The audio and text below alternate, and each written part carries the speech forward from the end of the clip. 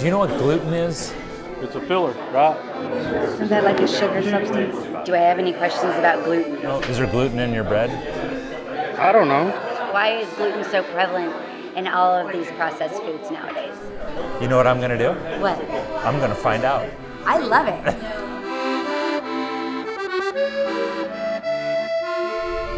Basically, while you were stuffing your face full of croissants, So good. America was buying $4.6 billion worth of gluten-free food. That's a lot of not gluten. That is a tremendous A amount. tremendous absence of gluten. It's everywhere.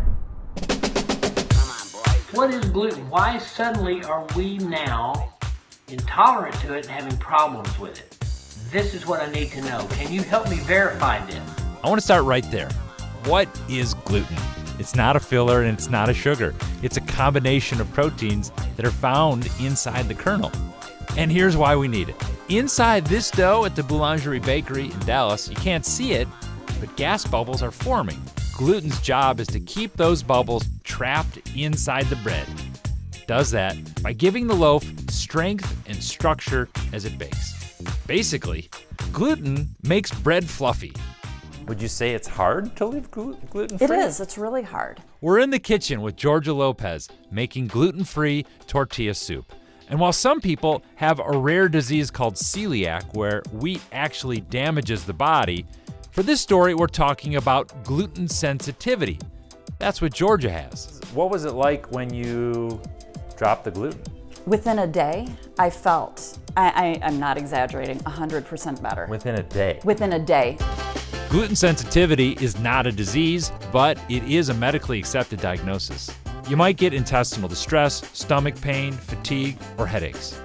But why are so many people having these problems?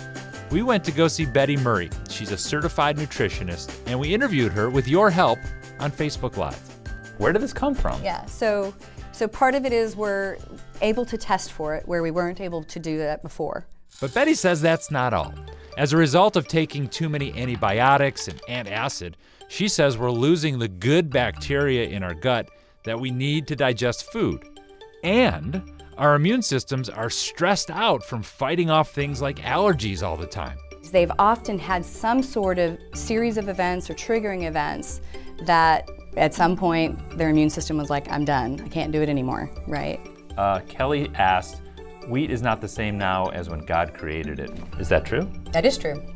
And one of the things that was important in the last 50 years was to increase the yield of wheat, particularly in the United States, meaning make more grain seeds out of it. Yeah. And when we did that, that increased the gluten content and it made the food more immune stimulating. It just did.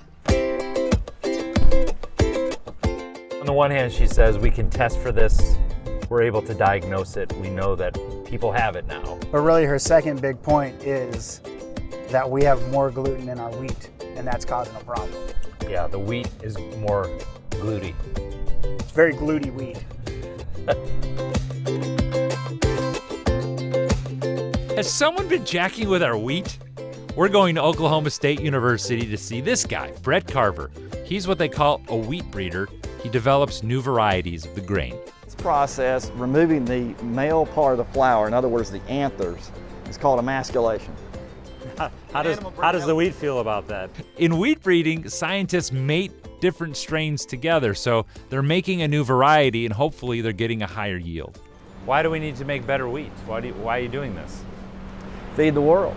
So we must be able to produce more wheat with less land. Remember, our nutritionist said that wheat breeders are packing more gluten into our modern wheat. So you're a wheat breeder. Does that mean you're back there trying to pack more gluten, more protein, more gluten into wheat? No, I'm trying to produce more grain in a field of wheat, yet keep the gluten content the same because we want to keep that part absolutely consistent. I checked that out.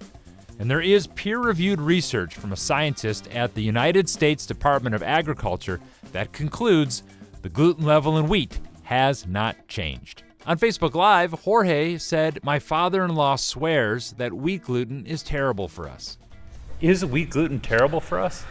No, and it hasn't been terrible to us for 10,000 years. The wheat gluten that we have evolved with has not changed in terms of genetics. So on this trip, we have verified 3 things. First of all, gluten sensitivity is a real medical issue, and for some people, it can be debilitating. Second, wheat is getting a bad rap. The statement that there is more gluten in modern wheat is simply not true. And finally, why is this happening?